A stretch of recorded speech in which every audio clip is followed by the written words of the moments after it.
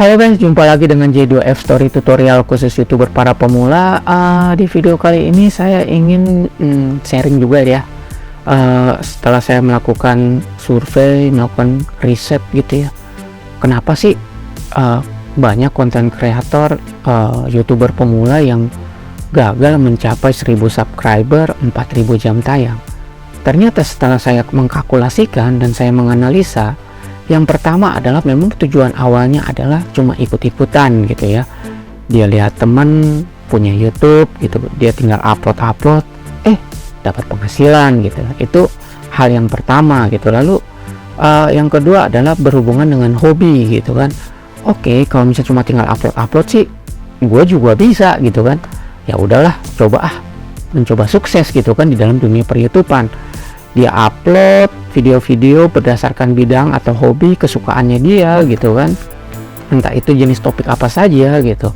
Tetapi hal yang perlu diperhatikan adalah banyak orang-orang yang ada di dunia ini, mereka itu lebih cenderung masuk dulu, bodo amat apa yang terjadi, istilahnya gua cobain dulu deh gimana sih. Sama halnya kita main game nih, gua coba dulu deh permainannya seperti apa sih, kayak gimana. Nah, berjalan seiring waktu, 1 minggu, 2 minggu, akhirnya dia mulai merenung ya kan. Akhirnya kita merenung nih, oh ternyata kalau misalnya untuk main game ini harus seperti ini ya, oh ternyata harus begini ya cara mainnya ya, oh ternyata begitu juga di dalam dunia per-YouTubean teman-teman. Nah, di dalam dunia per-YouTubean yang mereka lupakan adalah ketika mereka ingin mencoba sukses menjadi seorang konten kreator, yaitu membaca peraturan, kebijakan, pedoman komunitas YouTube. Jadi itu adalah salah satu hal penting di dalam dunia per-YouTubean. Tetapi banyak YouTuber pemula melupakan hal itu. Mereka langsung cemplung duluan, masuk duluan, urusannya belakangan tuh peraturan. Yang penting jalan dulu. Nah, rata-rata demikian ternyata. Dan sebenarnya ketika sudah berjalan 1 bulan, 2 bulan, tahu-taunya aduh, peraturan YouTube maunya begini, aduh, kebijakan YouTube maunya seperti ini. Nah, hal-hal seperti itulah akhirnya menjadi dilema atau menjadi aduh, gue mau lanjut apa enggak ya untuk menjadi seorang konten kreator. Habis kayaknya video gue itu nggak berkualitas, atau aduh kok videonya gue ini kok buram gitu ya, atau aduh kayaknya salah deh, nggak bisa begitu. Nah, itulah hal-hal yang terjadi mengapa mereka para konten kreator pemula sulit sekali untuk mencapai 1000 subscriber, 4000 jam tayang untuk mengejar monetisasi. Dan yang berhubungan juga dengan kesabaran ternyata dalam dunia per-YouTubean itu. Arti kata kesabaran adalah, maksudnya begini, kita harus bisa membuat schedule waktu kita gitu, baik di dalam dunia nyata dan di dalam dunia maya ya, apalagi yang berhubungan dengan YouTube. Mengapa saya katakan demikian? Karena begini, yang namanya YouTube, kita kan nggak bisa melakukan sesuatu hal yang secara berulang, secara signifikan gitu. Jadi entah kalian harus mengupload sehari sekali, atau 2 hari sekali, atau seminggu 2 kali, atau seminggu 3 kali, itu kan relatif. Tetapi kalau misalnya kalian sabarnya itu santai seminggu sekali, kadang-kadang sebulan sekali, atau kadang-kadang baru kalau lagi inget aja baru upload. Ternyata di YouTube nggak bisa begitu teman-teman.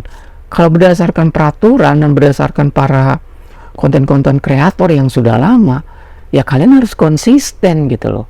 Kalau misalnya di dunia nyata kalian memang tidak memiliki sebuah kekonsistenan seperti yang kalian mau gitu, nggak bisa di YouTube gitu loh, karena ada aturan mainnya gitu.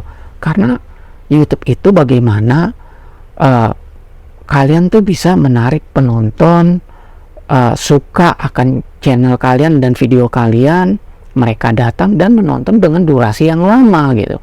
Dan YouTube ini hanya sebagai alat bantu untuk merekomendasikan kepada penonton-penonton yang tepat gitu loh. Jadi penonton itu datang berdasarkan minatnya gitu kan. Kita tidak bisa memaksakan gitu untuk menyukai video atau konten-konten kita gitu. Dan memang hal-hal yang seperti inilah yang menjadi salah satu penyebab kegagalan YouTuber pemula untuk mengejar monetisasi gitu. Dan yang harus diperhatikan itu kan baru saya jelaskan secara eksternal, apalagi kalau saya jelaskan secara internal dalam pedoman komunitas YouTube. Ternyata harus menggunakan ini, harus menggunakan SEO, harus menggunakan thumbnailnya harus yang kayak begini, harus menggunakan ini itu, nggak boleh harus begini, nggak boleh begitu, karena nanti pada saat peninjauan ternyata apa sih yang YouTube mau gitu loh kan. Jadi kalau misalnya untuk dalam peninjauan itu yang paling diperiksa adalah tema itu berhubungan dengan SEO ya, lalu yang berhubungan dengan video yang sering banyak ditonton orang gitu, berarti kalau di dalam channel berarti ada video populernya. Lalu apalagi yang dilihat oleh YouTube? Oh, mengenai durasinya, durasi yang sering video yang ditonton banyak orang, berapa lama gitu kan. Nah, hal-hal yang seperti itu kan harus kita baca di dalam pedoman komunitas YouTube gitu, peraturan maunya YouTube seperti apa gitu. Tapi kalau misalnya kita bersifat masa bodoh, yang penting gue upload ya sudah, tidak masalah, bukan berarti salah, artinya kalian hanya membuat mungkin itu sebagai koleksi kalian gitu, atau mungkin gua kan cuma iseng doang, gua nggak jadi YouTuber juga nggak masalah ya. Itu jadi makanya saya katakan tidak salah gitu, cuma masing-masing kan orang punya sudut pandang yang berbeda-beda gitu untuk menjadi seorang konten kreator gitu loh. Tapi kalau misalnya kalian benar-benar ingin menjadi konten kreator, ya kalian pertama harus kalian lakukan adalah membaca peraturan, kebijakan, pedoman komunitas YouTube gitu. Jadi teman-teman, gambaran-gambaran hal seperti itulah yang terjadi gitu. Ternyata setelah saya survei, saya riset, dan ada beberapa hal lain juga yang ternyata mereka tuh kadang-kadang karena sekedar iseng, kadang-kadang mereka tuh malu menunjukkan wajahnya, malu menunjukkan kreativitasnya. Kadang-kadang dia tidak mau memunculkan di profil picture-nya itu fotonya, hanya logo-logo aja gitu dengan tulisan gitu loh. Sedangkan YouTube sekarang di tahun 2023 itu ya gue maunya lu menjadi seorang konten kreator, tunjukkanlah diri lu bahwa lu bisa gitu loh. Ya hal-hal yang seperti itulah yang kadang-kadang suka dilupakan oleh para YouTuber pemula, sehingga mereka tuh gagal gitu loh. Sehingga sudah berjalannya waktu, aduh ternyata salah, aduh mau lanjutin males ya kan. Kadang-kadang apalagi di dalam kehidupan dunia nyata itu, belum lagi mau ke kantor, belum lagi mau ada pekerjaan, apalagi di dalam dunia lingkungannya, di dunia nyatanya mungkin dia seorang Pak RT, mungkin dia seorang security, susah membagi waktu, belum mengurus keluarga gitu loh. Jadi banyak hal gitu loh. Jadi kalau misalnya memang kalau saya riset, dan itulah yang saya dapatkan gitu, saya analisa gitu loh, dan memang tidak bisa gitu untuk saya memaksakan untuk menjadi konten kreator tuh harus begini, nggak bisa. Tetapi karena saya adalah bagian tutorial yang berhubungan dengan YouTuber pemula, saya harus menjelaskan kepada mereka, ini loh dampaknya, ini loh positifnya, ini loh jika kalian berusaha sampai di titik ini loh akan yang kalian dapatkan gitu loh. Jadi hal yang seperti itulah teman-teman yang harus benar-benar diperhatikan jika teman-teman ingin masuk ke dalam dunia per-YouTubean atau ingin menjadi seorang konten kreator. Ya seperti itu teman-teman, kita tidak bisa lepas dari peraturan yang ada gitu.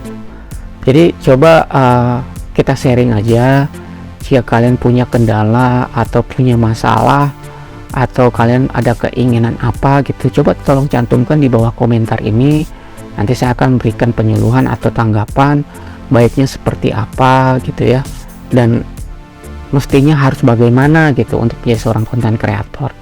Oke teman-teman, cukup sekian hasil sharing dan tips-tips yang bisa saya jelaskan kenapa YouTuber pemula itu bisa gagal untuk mencapai monetisasi. Oke, sukses selalu teman-teman, sampai ketemu lagi di video-video selanjutnya. Salam Y2F Story tutorial khusus YouTuber pemula. Bye.